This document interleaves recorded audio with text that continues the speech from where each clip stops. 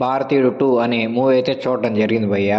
Movie చూశాక నా opinion చెప్పాలంటే నాకు ఫస్ట్ వచ్చిన డౌట్ ఒకటే ఒకటి భయ్య. అసలు నిజంగా ఈ మూవీని శంకర్ గారే డైరెక్ట్ చేశారా అనిపించింది భయ్య నాకు.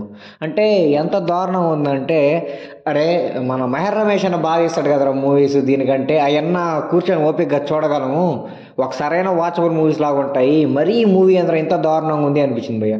అంటే ఇండియన్ 2 అనే మూవీ ఎంత హైప్తో రిలీజ్ అయిందంటే భయ్య, అసలు అంటే ఇండియన్ ఆ రేంజ్లో ఆడింది కదా సినిమా, ఈ 2 కూడా ఆ రికార్డ్స్ అన్ని తిరగరాస్తుందని చాలా హైప్తో అయితే రిలీజ్ అయింది. అది కాకుండా ఈ సినిమా రిలీజ్ అవ్వడానికి ఎన్నో అడ్డంకాలు, ఒకసారి ట్రైన్ యాక్సిడెంట్ అయ్యి ఆగిపోయింది, నెక్స్ట్ మనీ లేదని అయిపోయింది.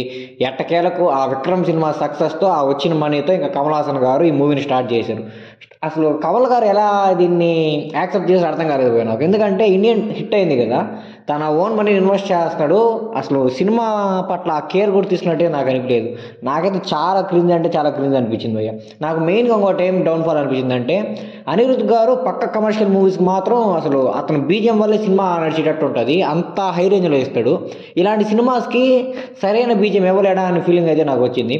ఇలాంటి మూవీస్కి ఎలాంటి బీజిఎం అయితే కావాలో అలాంటి బ్యాక్గ్రౌండ్ మ్యూజిక్ని అనిరుద్ధ్ గారు ఇవ్వలేరు అనిపించింది నాకైతే. ఆ మూవీలో ఆ బీజిఎం విన్నాక ఉన్నాయి కొన్ని మాస్ సాంగ్లు, ఆ పాట ఉన్నాయి, కానీ ఈ మూవీ జానర్ వేరు కదా, అలాంటి మ్యూజిక్ దీనికి సూట్ కాదు. దీనికి ఎలా అయితే మ్యూజిక్ కావాలో అలాంటి మ్యూజిక్ ఇస్తేనే ఈ సినిమా బాగుంటుంది.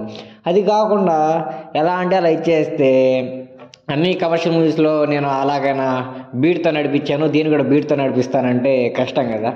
సినిమా ఏం లేదు భయ్య, అసలు ఆ 2 hours 51 minutes సినిమాని 2.5 minutes ట్రైలర్లో చూపించేయచ్చు.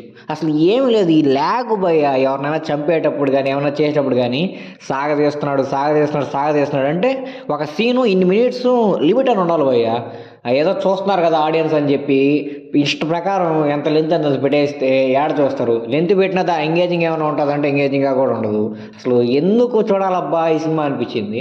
నిజంగా నేనైతే చాలా డిసప్పాయింట్ అయ్యాను శంకర్ గారి డైరెక్షన్ చూసి, చాలా అంటే చాలా డిసప్పాయింట్ అయ్యాను.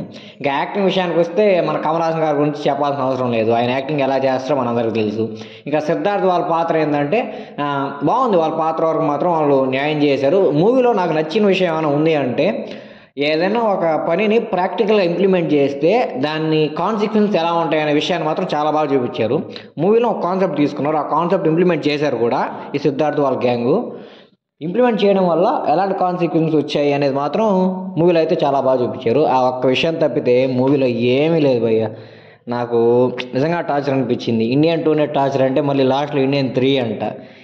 2నే చూడలేకపోయాను స్వామి, మళ్ళీ 3 యాడ్ చూస్తాను అనుకున్నాను. అందరూ ఏం ఎక్స్పెక్ట్ చేస్తారు ఇండియన్ 2 అంటే, ఫైట్లు అవి ఎక్స్పెక్ట్ చేస్తారు. ఇంట్లో ఫైట్లు లేవు, ఏమీ లేవు. ఏమన్నా అంటే ఆ వర్మ అనేదో ఎట్లా వస్తాడు కదా చేత్తో, అది పెట్టేస్తాడు అనమాట. అసలు ఎందుకులో భయ్య క్రింజ్ అంటే, మీరు మాత్రం ఖచ్చితంగా శంకర్ గారి మీద గౌరవం ఉంటే మాత్రం ఈ సినిమా అయితే చూడబాకండి భయ్య. అంత దారుణంగా అనిపించింది. ఎందుకంటే మీ పాయింట్ ఆఫ్ వ్యూ మారిపోద్ది. చిన్నప్పుడు ఒకప్పుడు సౌత్ ఇండియా సినిమా స్టాండర్డ్స్ని లేపిన డైరెక్టర్ భయ్య శంకర్ గారు. ఇలాంటి సినిమా ఆయన నుంచి అసలు ఎక్స్పెక్ట్ చేయలేదు భయ్య. నాకైతే చాలా డిసప్పాయింట్మెంట్ అనిపించింది భయ్య.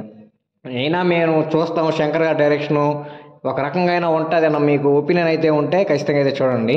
చూసాక ఖచ్చితంగా మీ ఒపీనియన్ అయితే మారిపోద్ది. అది మూవీ విషయానికి వస్తే మాత్రం చూడాలనుకున్న వాళ్ళైతే థియేటర్కి వెళ్ళి ధైర్యం చేసి చూడండి.